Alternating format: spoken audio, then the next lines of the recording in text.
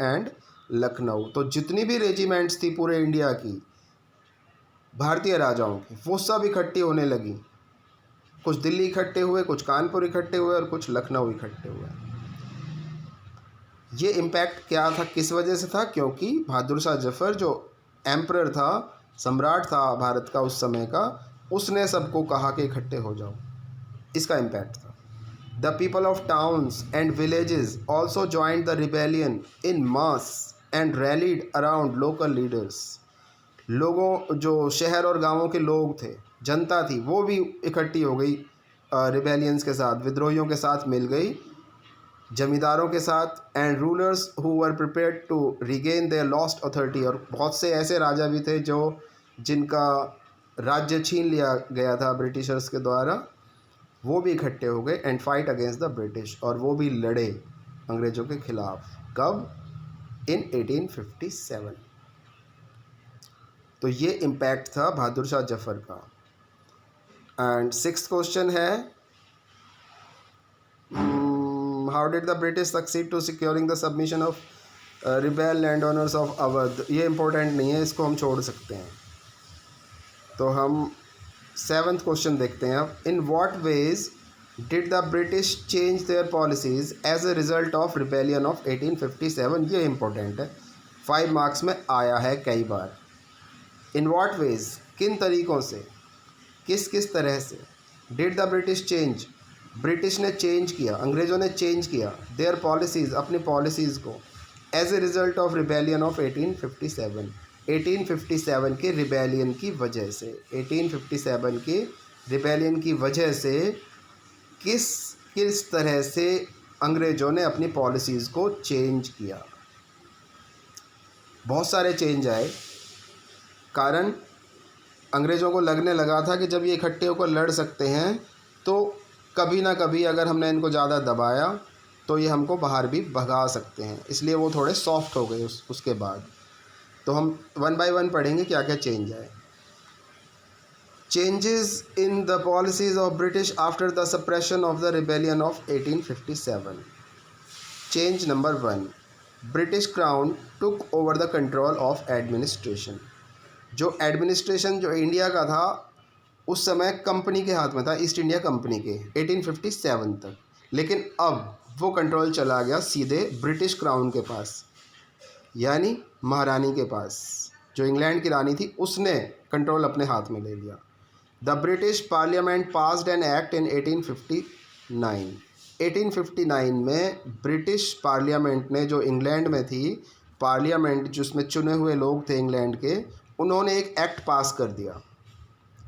The powers of the East India Company were transfer to the British crown. अब East India Company की जितनी भी powers थी, जो उसकी शक्तियाँ थीं, वो सब ट्रांसफ़र कर दी गई ब्रिटिश क्राउन को। ब्रिटिश क्राउन का मतलब है कि इंग्लैंड में उस समय रानी का शासन था, तो रानी के पास चली गई वो सारी। The British government was now directly responsible for ruling India. अब भारत के प्रति अगर कोई भी गड़बड़ होती थी भारत में, तो ब्रिटिश गवर्नमेंट ही डायरेक्ट उसके लिए रिस्पॉन्सिबल थी। तो अब कंपनी के पास जाने की ज़रूरत नहीं थी, बल्कि अगर कोई बात होती थी तो ब्रिटिश रानी ही उसको कंट्रोल कर सकती थी। तो एक तो ये बहुत बड़ा चेंज आया कि जो कंपनी के पास पावर्स थी वो अब कंपनी के पास नहीं रही, बल्कि वो पहुंच गई इंग्लैंड की पार्लियामेंट के पास। सेकंड चेंज आया, provided a sense of security to the local rulers. The ruling chiefs of the country were assured that their territories would never be annexed by the British। अब local leaders को sense of security दी गई। जो local rulers थे, जो राजा थे, उनको ये कहा गया कि अब उनके किसी भी हिस्से को, उनके किंगडम को इंग्लैंड या कंपनी एनेक्स नहीं करेगी, अपने अंडर में नहीं लेगी, वही राजा बने रहेंगे, कभी भी नहीं लेंगे। However they had to swear allegiance to the British crown. इसलिए वो लेकिन उन्हें ब्रिटिश क्राउन के प्रति वफादार रहना पड़ेगा। They also abolished the doctrine of lapse. उन्होंने जो डॉक्ट्राइन ऑफ लैप्स था, लैप्स की जो डॉक्ट्राइन थी कि भाई जिसका बेटा अपना बेटा नहीं होगा उसको राजा नहीं बनाएंगे, अडॉप्टेड सन को राजा नहीं बनने देंगे, ये डॉक्ट्राइन ऑफ लैप्स में था, उसको एबॉलिश कर दिया गया, ख़त्म कर दिया गया। Thereby allowing rulers to pass on their kingdom to adopted sons, और इस तरह से अडॉप्टेड सन्स को भी अपने किंगडम को राजा के बाद देने का अधिकार दे दिया गया कि चाहे वो उसका अडॉप्टेड सन है उसको भी वो राजा बना सकता है। And third change was provided a sense of security to land owners, land owners को भी, जमींदारों को भी सिक्योरिटी सुरक्षा प्रदान की गई। Policies were made to protect land lords and zamindars and give them security of right over their lands, और उन जमींदारों को और लैंडलॉर्ड्स को ये कह दिया गया कि वो उनकी जो उसकी ज़मीन है वो उन्हीं की रहेगी, अब अंग्रेज या कंपनी उनसे उसका राजस्व वसूल नहीं करेगी। रीऑर्गेनाइज द आर्मी, अब अंग्रेज़ों ने जब ब्रिटिश पार्लियामेंट ने आर्मी को भी रीऑर्गेनाइज किया।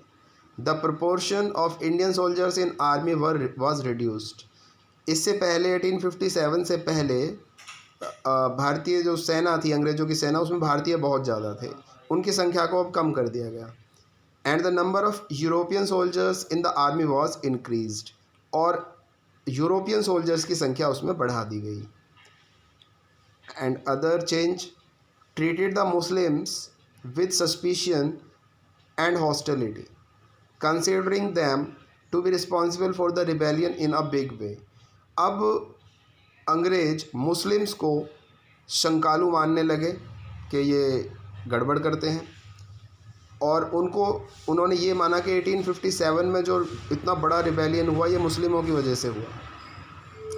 The British confiscated the land and property of Muslims on a large scale, और इसी वजह से ब्रिटिश ने, अंग्रेज़ों ने मुस्लिम्स की प्रॉपर्टी को बहुत बड़े स्केल पर अपने अंडर में ले लिया। Promised non interference in the sphere of religion, ये भी प्रॉमिस किया गया कि अब रिलीजियन, धर्म के क्षेत्र में कोई भी इंटरफेयर सरकार नहीं करेगी। The British assured the people of India that there religious and social practices would be respected and not interfered with, और ब्रिटिश ने अश्योर्ड किया भारत के लोगों के कि उनकी जो रिलीजियस और सोशल प्रैक्टिसेस हैं, जो भी उनकी प्रथाएं हैं, उनका वो सम्मान करेंगे और उनके बीच में दखल नहीं देंगे, इंटरफेयर नहीं करेंगे। तो ये सभी चेंजेस थे। ये इम्पोर्टेंट क्वेश्चन है, काफ़ी बड़ा है, 5 नंबर में कई बार आता है। तो आप सब अपनी नोटबुक्स में इन सभी क्वेश्चंस को नोट डाउन करेंगे, एक मैंने छुड़वा दिया उसको छोड़ देंगे, और अपना होम